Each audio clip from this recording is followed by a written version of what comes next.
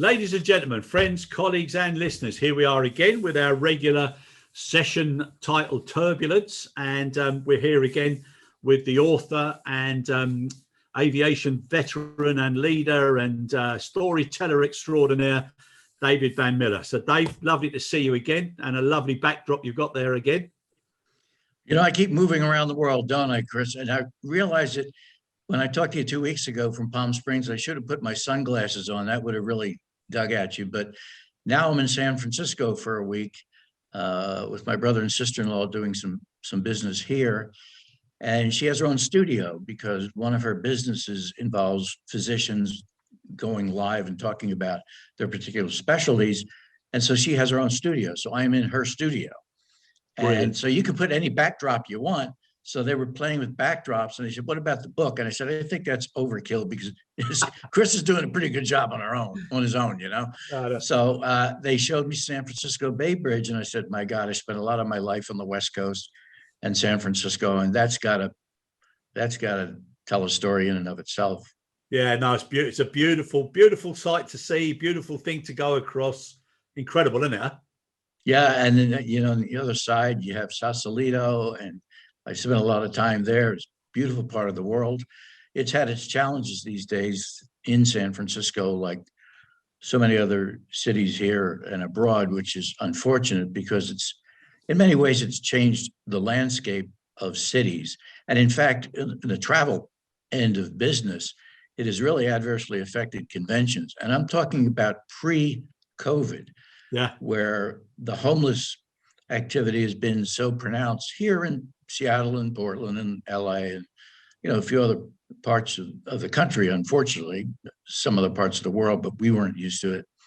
So it has hurt travel and tourism in San Francisco significantly, as I said, pre-COVID. And I don't know what the answer is going to be at the end of the day with that, but it's in some ways it's very tragic. But when I started with Air Cal, we were flying up and down the West Coast. So I became very close to San Francisco. And I kid people, I think it's been under construction for 40 years because the airport has never stopped adding a terminal, changing gates. Yeah. And, we had a lower walk-in. We didn't even have jetways for the older airplanes. And then we got the jets, we got the jetways, and we got to deal with American to share gate space. And they sort of taught me how to be realistic in negotiations because they basically, I don't know, screwed me is a word we can use here, but I think it's fairly close to this naive guy that said, "Hey, let's share gates. You can share the bag room. We'll share the baggage claim area and we'll share our gates." And then all of a sudden, the paperwork never said exactly what it was all about. So from an airport management point of view, I cut my teeth at San Francisco Airport in my relationships with other carriers, the airport authority. And that was a time, as you might recall, when pre-deregulation, real estate was important. If you were an airline, you had X gates and Y ticket counters, you coveted them and you had them for like 20 years or something. And that obviously had to change over time with deregulation because otherwise it was the drawbridge mentality, if you know what I mean. You're the last one in, you pull up the drawbridge and you don't want anybody else to come in. And that was it with the airlines and airport authorities and gates. Yeah. It's amazing how things have changed, yet things haven't changed. Even now, everybody's talking about collaboration and being more transparent and open. And it's an inherent, I don't know what it is. It's a defense mechanism or a lack of confidence. I don't know, but there's still far too much, shielding and protectionism instead of opening up and encouraging everybody who's part of the cake to enjoy the cake rather than fight over the slices. Well, see, I won't call it a problem. I mentioned this word before, and I feel strongly about it, is the human condition. It's been around for thousands of years. That's why we have wars, unfortunately. That's why you have political unrest, again, unfortunately. Whether it's the politicians holding power, whether it's CEOs holding power or shareholders. And the first objective of a CEO of an airline is to work for the shareholders. That's really, aside from obviously your employees and the industry itself, don't get me wrong, but at the end of the day, you will not have a full kumbaya. And I sat for 4 years on the board of the Air Transport Association, the A4A now, with another 10 or 12 CEOs. And every quarter we got together, and we weren't allowed legally to talk about pricing and scheduling, but we talked about everything else, like industry issues, like what we're talking about now, and the new green initiatives of the past 5 or 10 years, slots at airports like at Heathrow, things that the industry at large needs a voice in Washington. And that's really was our role. But I looked around that room for years, and I think I might have told this story somewhere in the book, I'm sure I did, about the attitudes around the table. I mean, you had guys that thoroughly disliked each other. I mean, Bob Crandall was pretty aggressive in his own right on a good day, and Frank Lorenzo, he came off soft, but he wasn't, and he was ruthless. And I was right in the middle of one of those board meetings where I thought they were going across the table at each other. I honestly thought somebody was going to kill the other guy.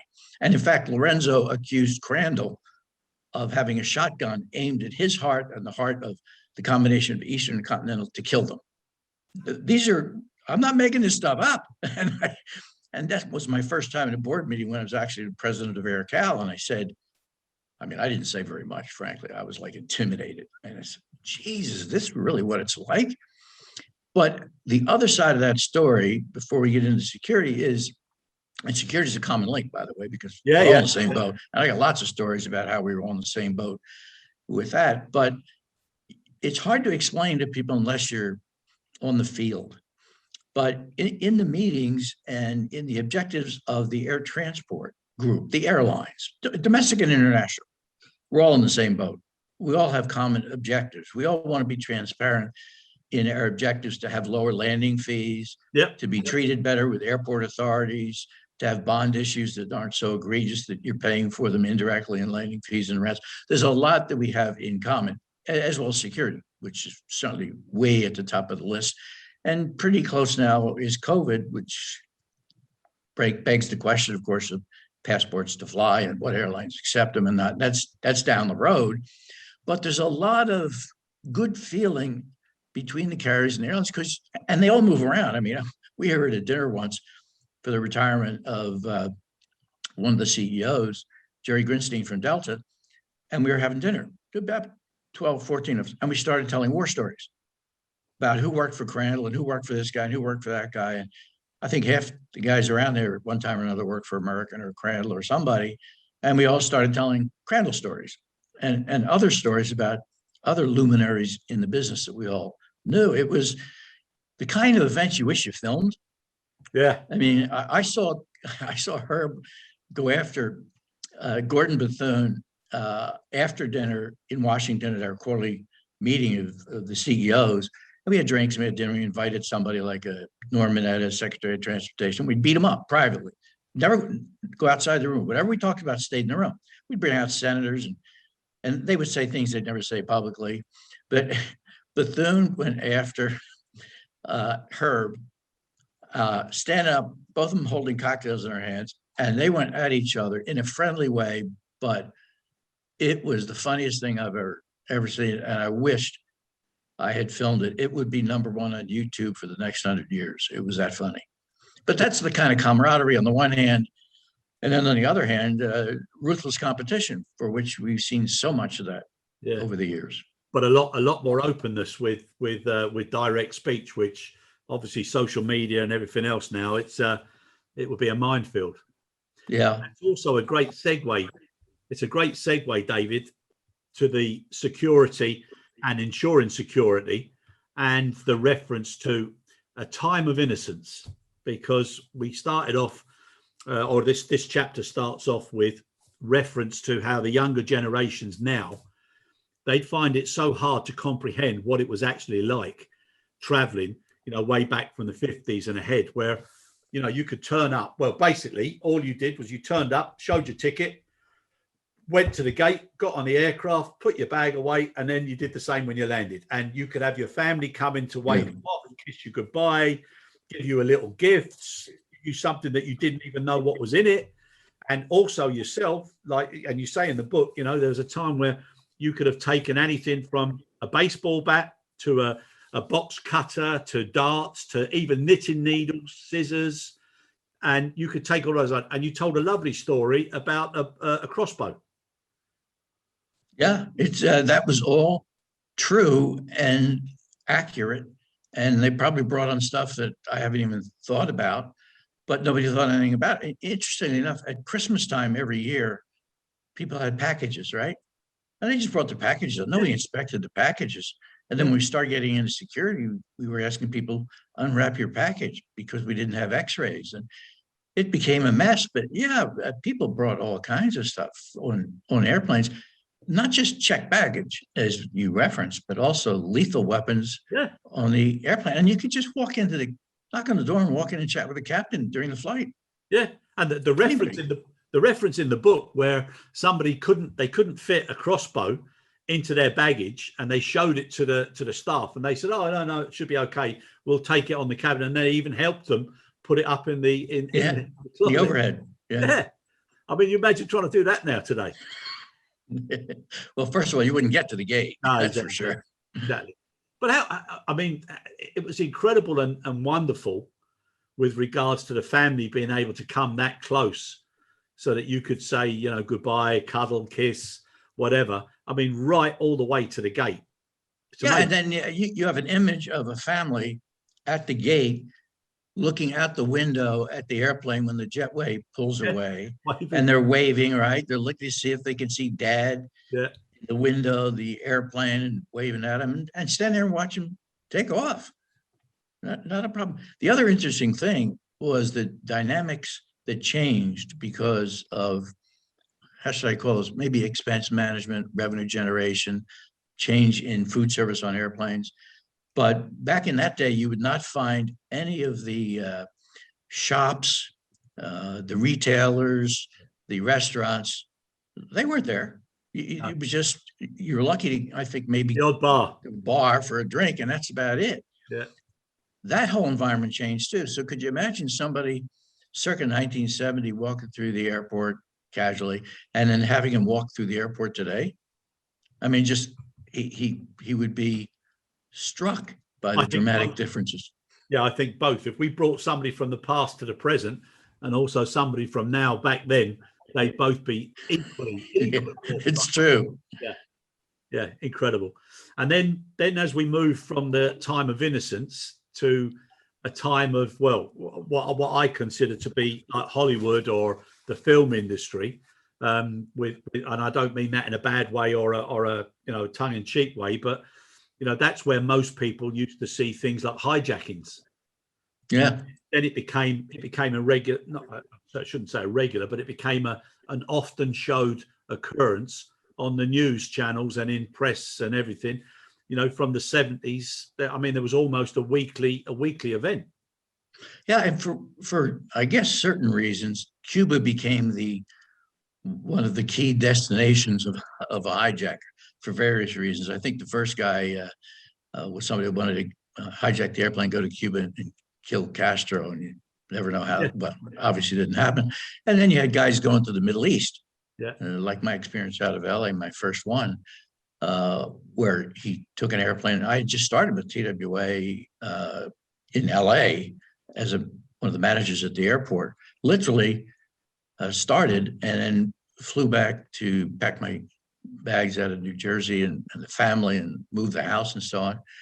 When I got a call on a Saturday from my boss saying, get right back, somebody just hijacked an airplane on your first week on the job. And this guy, young guy in his 20s, he had a gun hidden in a cast. Yeah. And we wouldn't have caught it then. We wouldn't even have thought twice about it. And he was what we characterized then and now as a selectee, which I guess we can say publicly because most people know it.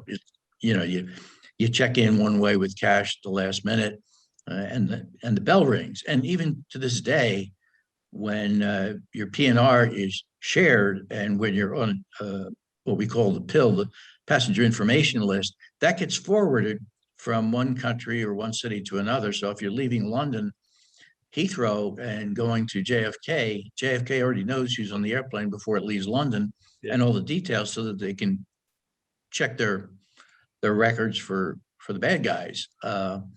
But this guy, he got on the airplane and he stopped somewhere along the way and took it to Rome. Yeah, yeah. But that was my first experience, and that's when magnetometers started.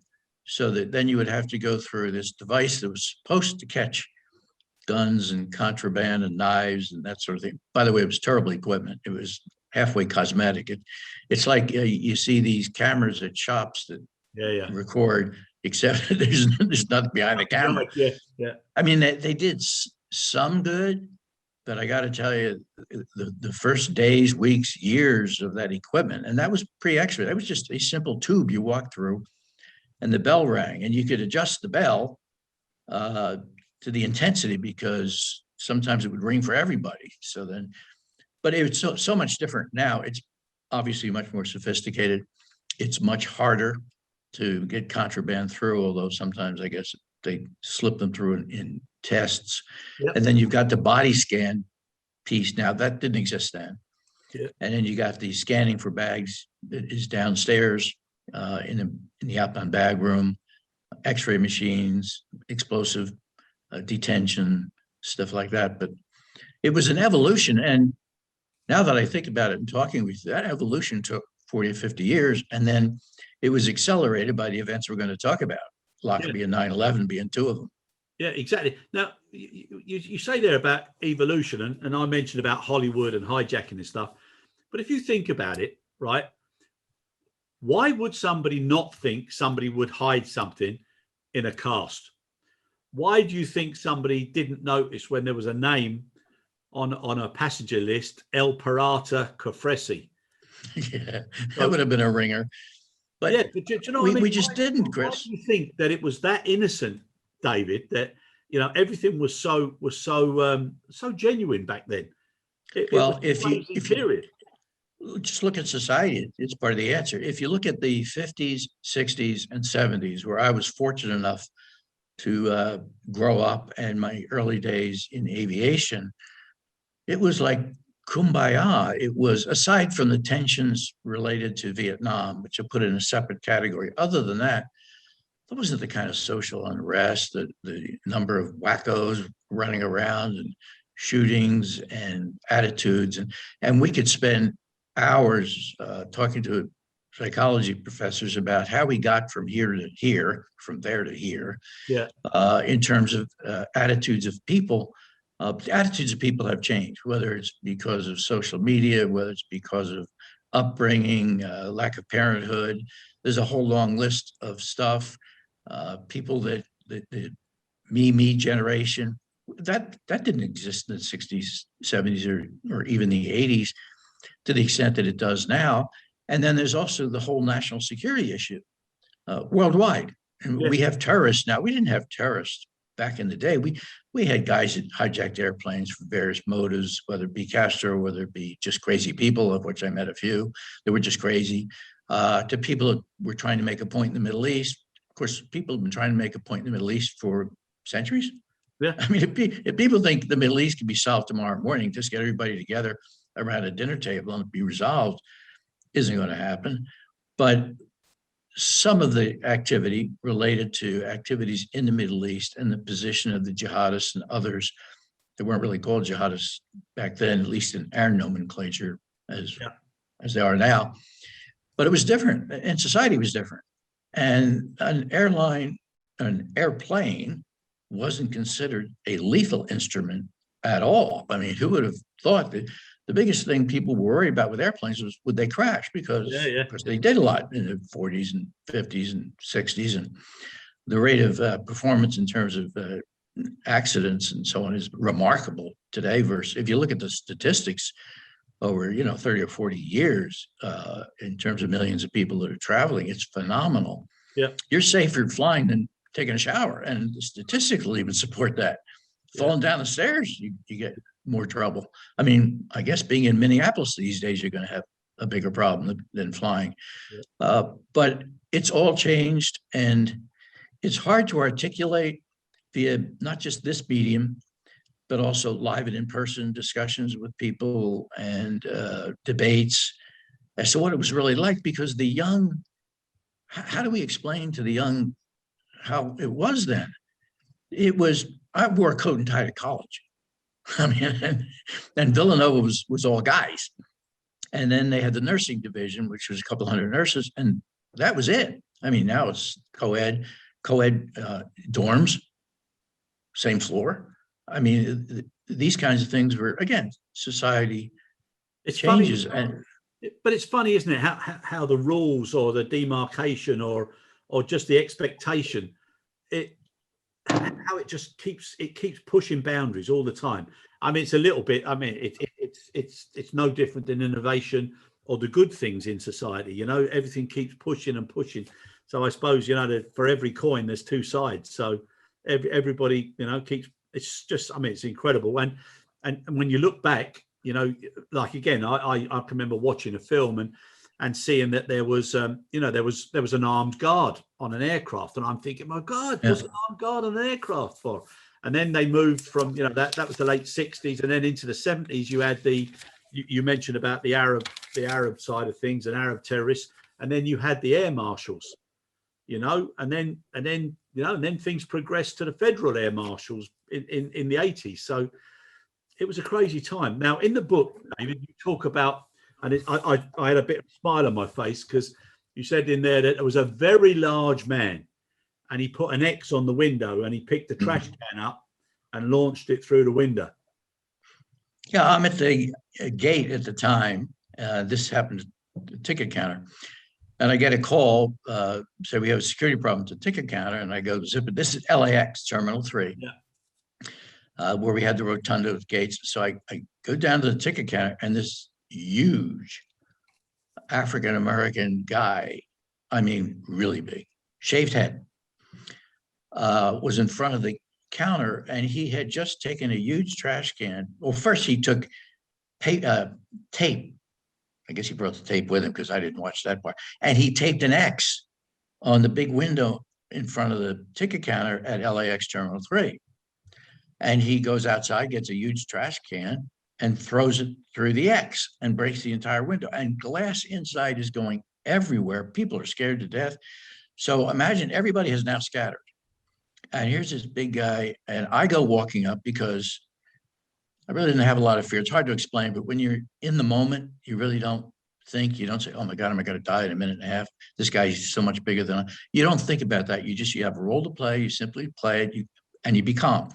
First thing I did was I told security, because it was right outside the security checkpoint.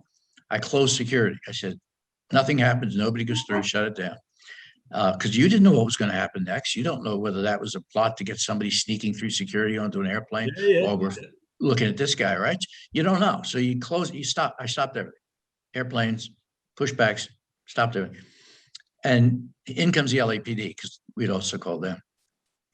They come in from behind him, from the ticket counter, and I'm in front of him, and I'm slowly walking towards him so that I had eye contact with him and just said, take it easy. In the meantime, one of these LAPD guys, who I grew to love, these guys are fabulous, came in behind him and did what I think might be an illegal chokehold these days. I'm not sure, but it's a method where you put your arms around the back of a guy's neck and pull it a certain way, and he drops just like a stone. I mean, like, and he was out. That's what they did, and they put him in the police car and took myself as well over to the police station there at LAX and processed him through.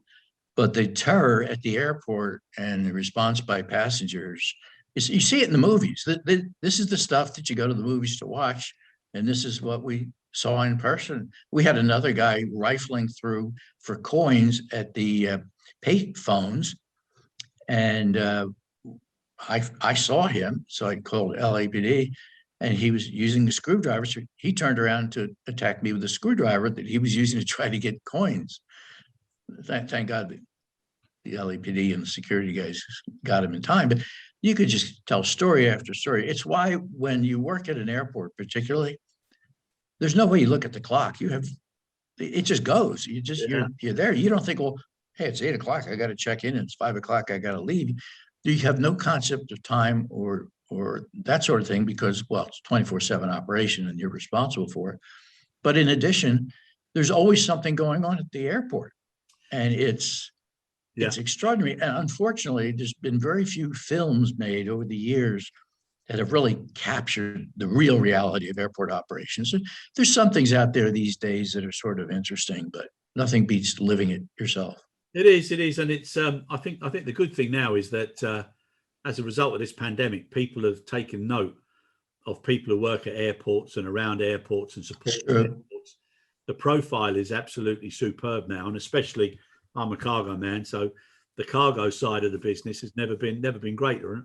I get so many contacts now, youngsters saying that they never thought that they'd be interested in cargo or getting into logistics or whatever, or warehousing as they call it, and they're really interested now because they see how important that industry is. No matter what the worst thing is that can happen in society, it still has to keep going, and still has to keep supporting, still has to keep feeding, still has to keep flowing all the life's expectations that are taken for granted. So, well, look at just a couple of examples. Obviously, these days, distribution of the COVID is a logistics challenge. Yeah. Logistics is such a big part of cargo now, where back years ago, we didn't think about the word logistics, but now because of technology, tracking capabilities, the logistics of moving cargo, and then think about the containers. You know this, Chris. You take a container that you own as Lufthansa, yep, and you put it on a Lufthansa flight, goes to Hong Kong,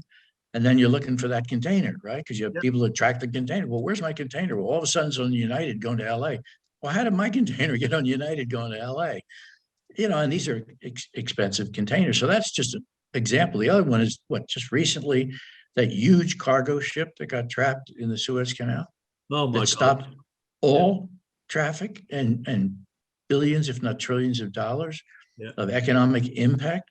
The movement of freight, of course, Amazon has now written a book on it, FedEx, UPS, and certainly Amazon, same day or next day deliveries. The whole movement of, instead of passengers, cargo and boxes and freight and all that has a whole new significance that it never had before. Yeah, but doesn't it go? It goes.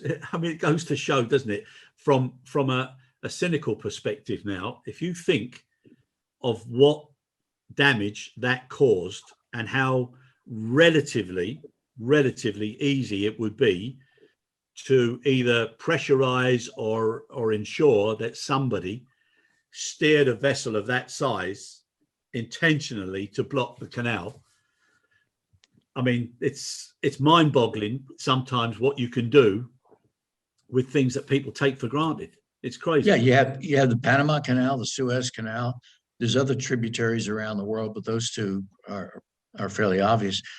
For anybody that's ever been to Hong Kong, or in my mind right now, Singapore, because the last time I landed in Singapore, I looked to the left, I never saw so many ships. Yeah, just in Singapore, because it's a big connecting point. And down in Jamaica, they have a very huge port, and it's a strategically well located port when you think about it, between North America, South America, and movement of traffic. And the Chinese, when I was with Air Jamaica, were bidding to buy the port. They do a lot of this around the world. The Chinese, be shocked at the things that they're trying to own around the world very subtly. But in that particular case, they want to control that airport or that port. And the US jumped in because they said, well, time out. And of course, they owned about 40% of the loans to Jamaica through the IMF. So America had lots of juice. And they said, not only no, but hell no, we don't want the Chinese to own a strategic port between North and South America, literally next to Miami. Yeah, there's a lot of geopolitical issues now, and home shoring, and realizing how sensitive and how fragile things can be, that you just assume is important because either of price sensitivity or market share growth, whatever. There's a lot of things that are changing the way people are thinking now in business. It's we're talking about taking somebody back to see what it was like in the age of innocence. I just think the next 10, 15, 20 years is just going to be mind-boggling, Dave. I'm sure it will be. Mind-boggling. I'd love to jump forward. Now, jumping back again a little bit. So we're looking at 74, where they started screening passengers and baggage and metal detectors or hand searching. Then you've got obviously one of the safest and probably way ahead of their times was LL and the security that they used to impose on all of their passengers. I can always remember thinking to myself, my God, I'm so glad I'm not traveling on LL, because it takes you so long to check in and go through security.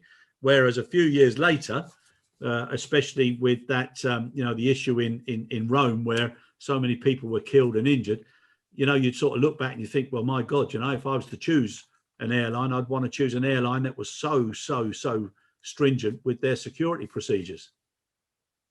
That's true. And when I ended up at American, I was responsible for international, Europe, Mexico, Venezuela, Japan, and most of my time was spent in Europe. And we'll get into the Lockerbie incident in a minute, but security, we did very well at security, and it didn't directly report to me until maybe 6 months after I got there for a reason I'll explain. But before I got there, Bob Crandall hired the LL security experts to develop the entire LL program. That became American Airlines security program internationally, which is why when Lockerbie happened, it would not have happened on an American Airlines plane out of Frankfurt. And I was responsible for Frankfurt at the time. And the things that we did to match passengers with bags, selectees, the various other elements of security that, again, we got adopted from LL. Pan Am did not have those procedures and that level of sophistication at the time. We did. And once Lockerbie happened, literally the day it happened, everybody came to us, and I was sort of the point guy to help them, because they wanted our manuals, our procedures, our equipment at the airports. Literally the next day. And if you remember Lockerbie, Heathrow was closed down because the officials really had no idea what was going on. Of course, they didn't know the bomb originated somewhere else, was connecting baggage, and off it went, and the person wasn't with the bag, which was important. We would have caught that through the procedures that we had. And they shut down Heathrow. And that's when I got the first call, and I had to get Bob Crandall on the phone. It was around Christmas. He was out in ski country with his family, and said, we have a very serious situation, and everybody is going to be having conference calls. When I say everybody, all the key CEOs, IATA, the FAA, the State Department, Defense Department. I mean, this is a big deal. And the Heathrow officials started by stopping everybody at every airplane, and then you had to unload your bag, go through your contents. This is to check in the bag. That's not to go to the gate, it's to check it in. Of course, you couldn't run an airline. So we had to work on that and change it and show folks very quickly, because it was like the Suez Canal. It was like when you stop Heathrow and close Heathrow, that's not like closing Des Moines, Iowa. It's serious transportation, cargo and passenger around the world, and in commerce. And I was the point guy for that, and it was a very serious time. It was, terrible times, Bob, and like I can remember, and I'm going to come on to this now, because you actually mention it as well in the book, and it's so true. But a couple of things stick out, and things stick out for different reasons for different people. But I remember, so I worked for Lufthansa for years, and I remember the Mogadishu hijacking, and and the pilot that resonated, because obviously I was working for Lufthansa. I seen on the news the Lufthansa aircraft, and God bless the crew member and everything. Terrible. But then something that never ever, even when I see it again now, it takes me right back to where I was, which was the Lockerbie disaster. Christmas '88, the Pan Am flight 103. And, when you look at the figures, 243 passengers killed, 16 crew, and then another 11 people on the ground. That was a terrible game changer. And when I was, again, with American, my job was to brief the board of directors at our chairman's request, Bob Crandall, about what we were doing about security. And this was literally a few weeks later. And as I go into the boardroom, Crandall pulls me aside and he says, listen, Chick Fisher is one of our board members. You need to know that his son was on Pan Am 103 in Lockerbie.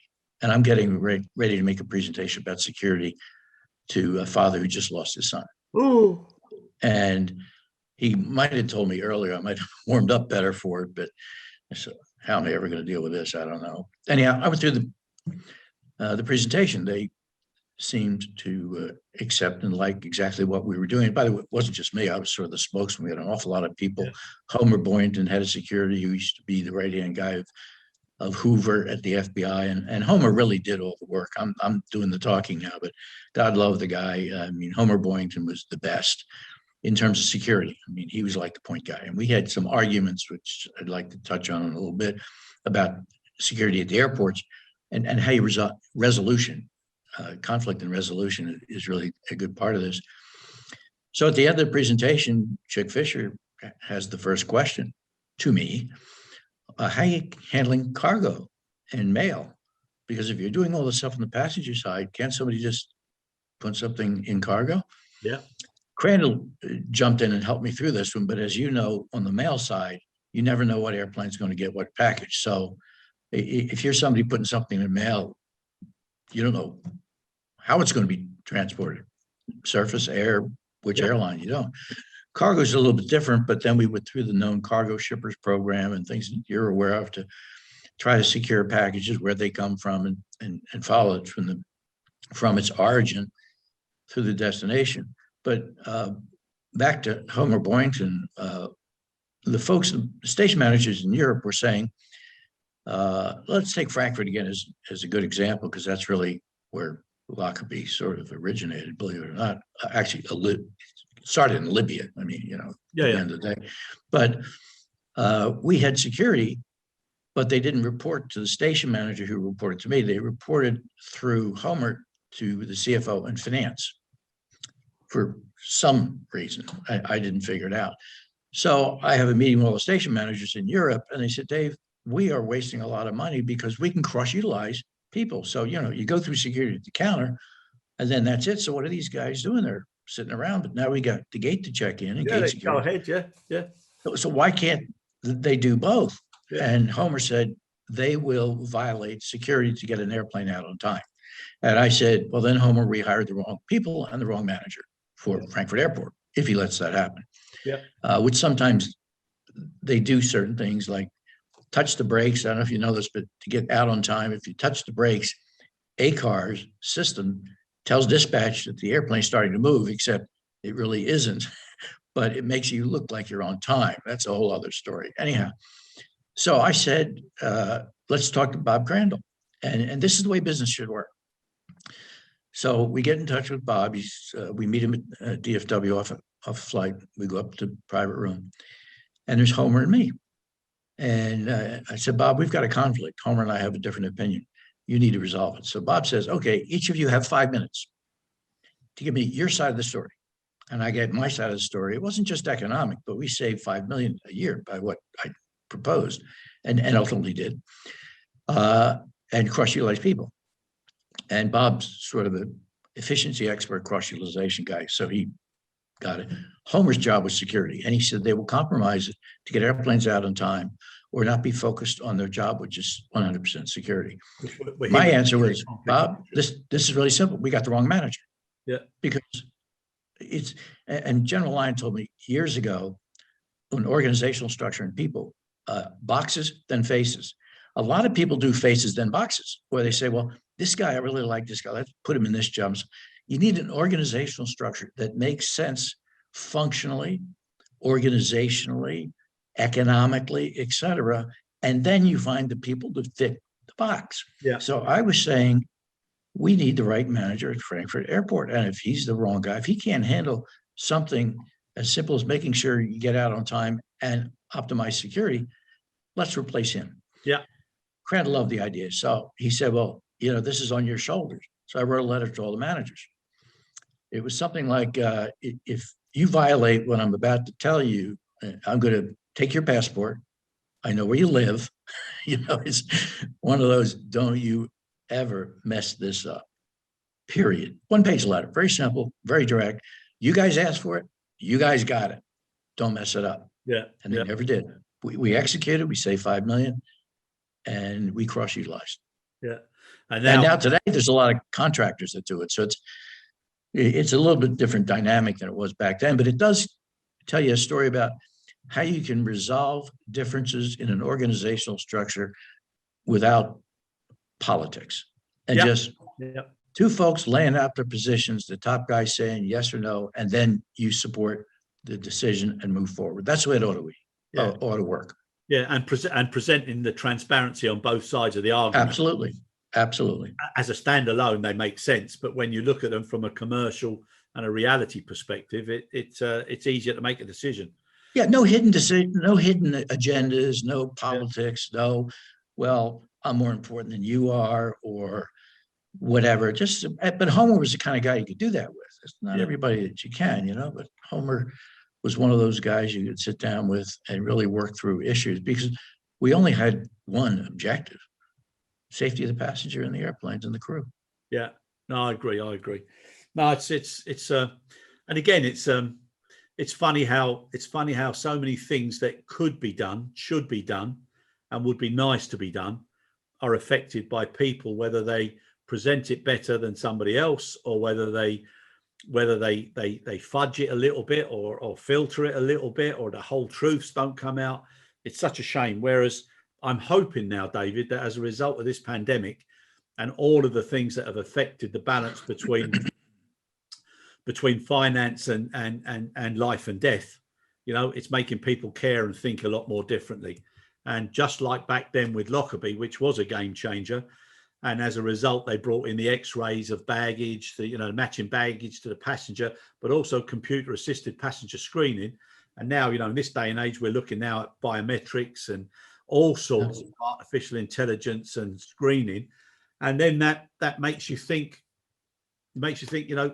how terrible was it, when you think about that group of young men who managed to get enough training to have the way for all to be able to direct aircraft into the North and South Tower on 9/11. So, the American Airlines 11 and UA 175, what an awful morning that was for normal people going about their normal business in a normal way. I was running Sun Country out of Minneapolis at the time, and we were having a board meeting with our owners in Wisconsin, because that's where they lived. And I was off to the meeting in the morning, and the owner's son, Bill Lamacchia Jr., picked me up, and he said, "Have you heard?" And I said, "No." So we're driving to the meeting. He said, "Well, an airplane just apparently went into the World Trade Center." Now, by the way, we had an airplane leaving JFK at that time. So our first thought was our airplane coming to Minneapolis from JFK. So we get to the meeting, and of course, the television's on, and we're mesmerized by what's going on when the second airplane goes in. So now the board meeting is officially over, and we got to get with getting on. Now, you couldn't rent a car. Airports were closed everywhere. So we used some juice to get some cars out of Hertz and drove back to Minneapolis, about a 3-hour drive, and constantly in touch. And I remember I put one of our senior VPs in charge, because once an accident happens or something of this nature, we have committees and we follow the book. You open up a book, it's an emergency book, page 1, where the seating is, everything's all set up. You go to the emergency room or conference room, I put somebody in charge, and off they went. So we had airplanes around the country, and I think in Mexico too, that weren't taking off. And crew members were saying, what's going to happen next? Well, as you know, the other side of the story, and I heard this from Norm Mineta, because he's the guy that actually grounded the fleet. I mean, Jerry Arpey, when he was with America, was the first guy to say, no American airplanes taking off. But after they whispered into President Bush's ear what happened, he's in touch with Norm, who's in touch with the FAA, and Norm ultimately pushes the button to ground the fleet. I mean, he told me the story over breakfast in his office. And it was an interesting side story about how the whole thing evolved. But they're all shut down. I go back into the room, and the person I was appointed, kept rolling on and on and on about what we're doing and what we're doing. And I'm sitting there because I'm now supposed to be taking over. And just as a kind of a side little story, some people might find interesting. After the meeting, I brought the person in and I said, would you mind if I see your business card? And she gave me a business card. It was vice president, something. And I said, let me show you mine. Mine says CEO. So here's the deal. The next time we have a situation like that, I think you need to manage your situation differently than the way you did in that meeting. I didn't yell. I didn't scream. I just, in a way, suggested that an organizational structure works a certain way. And when the top guy comes back in to the emergency room, then he makes the final decisions. Yeah. Just an interesting way to educate people and manage people without being a jerk, I guess. Yeah. So now we had to get in touch with the people all around the country. In the meantime, one of our flights had taken off out of JFK over Canada. And when you come from JFK, the Cleveland Center routes you over part of Canada and then back into Minneapolis. We were over Canada. The US wouldn't let the airplane into US airspace. Okay, this is our airplane, Sun Country. Canada wouldn't let us land. And this story is going on everywhere. I'm just telling you our story. Yeah. So I called some friends at the FAA, of which I had some really good, high-powered friends, and said, listen, with everything going on, I get it all. I'm just one guy and one plane and one airline, but you got to get him into somewhere. So they sent him to North Dakota to an Air Force base that I think was abandoned. I don't know. And the folks stayed there for 3 days. That particular flight, we had airplanes everywhere. And then that was the first airplane to actually land in Minneapolis. And it's really bizarre when you look at a radar scope and there's nothing on the radar scope. Yeah. Because obviously in our ops center in Minneapolis, I looked at the radar scope and there was no airplanes. And then all of a sudden, our airplane comes in. We were the first. So I went out to meet the airplane. The TV cameras were everywhere. I mean, it was like a zoo. But I went out to meet the airplane and I was first in. We kept the TV guys out. And the flight attendants were in the galley crying. It was an emotional moment I'll never forget. And it changed, certainly for a while, passenger attitudes. They kind of paid attention and listened and respected crew members. Yeah. I went into the cockpit and the guys were beside themselves.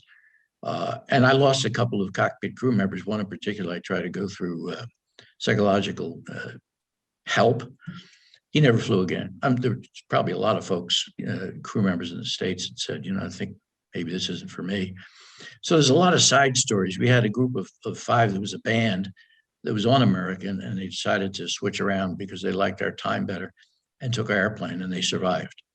There was another guy that was asking our help to try to find, it was a wife, called us trying to find her husband, couldn't find him, thought he had crashed, World Trade Center.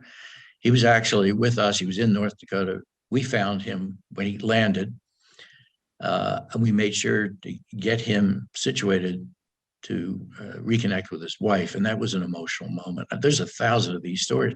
But then I got with the crew members a few weeks later, once they got back, and I had conference calls with them through an 800 number where they were, and then had a lunch and thanked them and gave each one of them a photo of the radar screen with one airplane, which was our airplane. I still have that in my office. Nice touch. And then the world changed again. The world changed.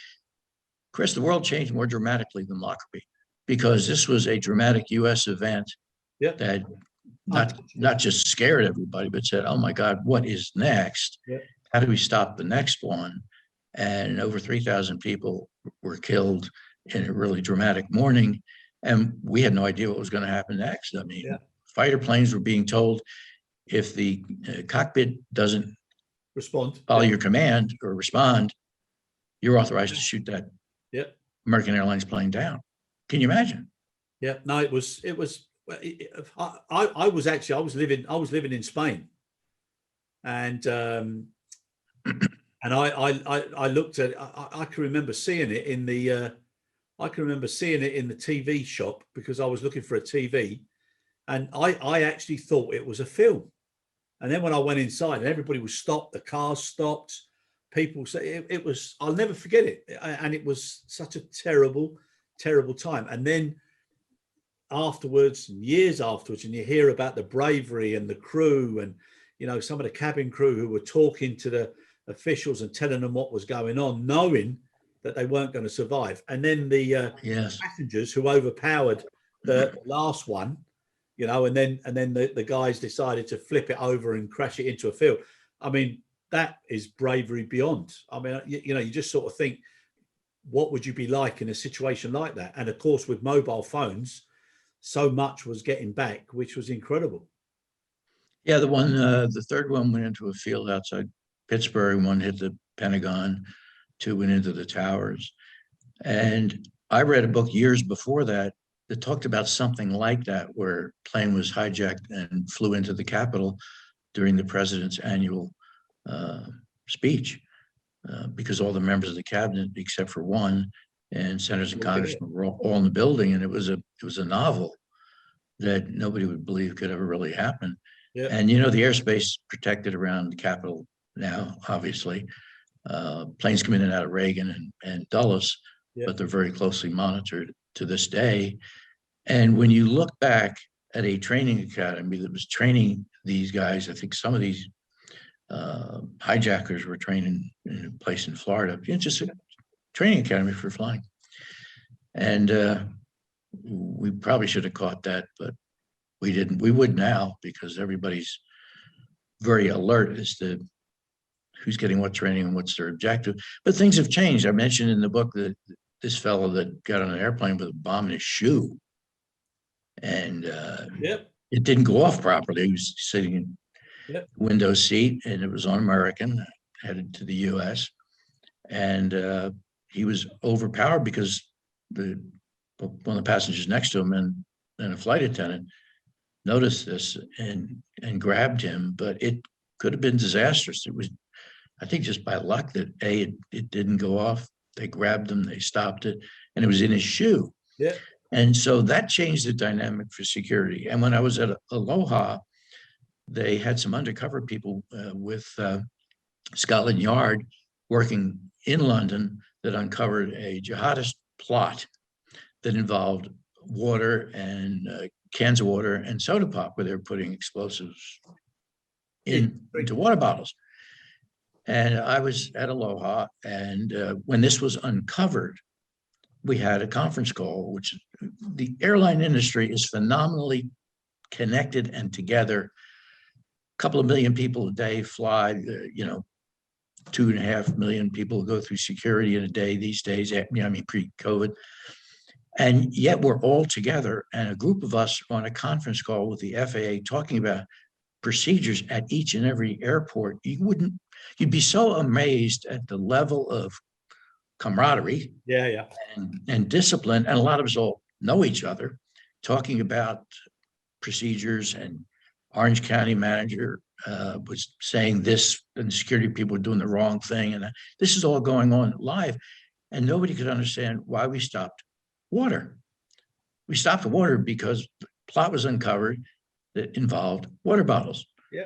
And so we had to stop anybody taking water bottles onto an airplane, like overnight. Right? Yeah. And the word went out to everybody, and the passengers are saying, "What do you mean? I can't even take bottled water? You can't take it today either, through security.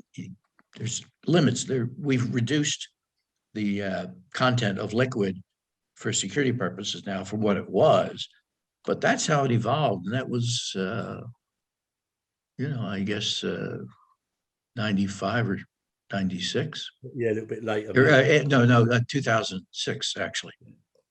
But David, it just goes to show, and I think this is something that we still have to learn from, and we're still not good at, is if you look at the level of frustration of passengers or people who are queuing or are not getting the service they expected, the way they can just explode and altogether start fueling the fire we don't use the time that people are in terminals and shops and queues and waiting to do more effective PR and explain to people the reasons why things happen, just to stop and calm it down before it gets to a certain level. We're not as good at that as we should be, I think. No, it was very pronounced during the water scare, and people just couldn't come to grips with they can't take their bottled water through security any longer. But there was a reason. It was a valid reason. It was an uncovered plot. Yeah. It was real, and we were lucky we found it. Yeah. But to tell the entire world you can't take water on an airplane, it changed the dynamic. It changed the dynamic of vendors on the other side of security in restaurants. You remember for a while, you no longer had the knife, fork, and spoon. You had plastic. Yeah, yeah. You remember? Yeah. People saying, I'm in first class and I used to have great silverware and now I've got plastic. And they said, you're kind of lucky to have plastic. Yeah. No, it's a world that's always changing, and for all the goodness that surprises you, then unfortunately, like we said, there's a darker side that keeps up with technology and advancement and innovation and creativity and all the things that, you know, if everybody got together and put it for better use, you know, you can only imagine how good the place would be. Well, think about this, Chris, cybersecurity. Oh, a lot of what's going on in the world now isn't airplane related, although we always worry about it, right? But a lot of it now is cybersecurity. There's no question that there's teams in Russia and there's teams in China. And of course, there's lots of other rogues around the world, of which I've experienced a couple. Everybody has a laptop. If they click the wrong button or sign up for the wrong thing, has their own stories. So I'm obviously very cautious about opening anything that has an attachment from anybody I don't know. So there's people around the world that are theoretically doing the same thing as placing a bomb on an airplane. Now, in that case, obviously there's human carnage, but in this particular case, it could be financial carnage. I mean, people have had their bank accounts drained. Major corporations have had to pay money because somebody stole all their information, said, you know, send me $50,000 or $100,000 in the next hour and I'll release all of your information and data. So there's a whole world of cyber security that we still don't talk a lot about, but I would suggest it's every bit as important, if not perhaps more important in today's world of security than airports. Yep, there's cyber sneezing going on, and it's going to turn into a major epidemic if we don't address that with a lot more energy and vigor than what happened this time round. And you know, God forbid what would happen if that went mad. But well, what if people jumped into, from a security point of view, into the tower and the people that are managing routing of airplanes? Yeah. But please God, and with a lovely sunset behind you there over the bridge, the horizon will be a lot more positive. And we'll be able to talk about good things from here on in. Listen, thanks again. Always a pleasure. And the next one we've got is chapter 9, which is advancing technology. So that's going to be an interesting chapter, and looking forward to it. And we'll see you again in a couple of weeks, David. Nice chat. And who knows where, and who knows what the backdrop will be. I might surprise you. Yeah. And please God, clearer skies ahead. As Thank you. Statement in chapter 9. Clearer skies ahead. All right, my friend. Take care. God bless. Speak soon. Cheers. Cheers.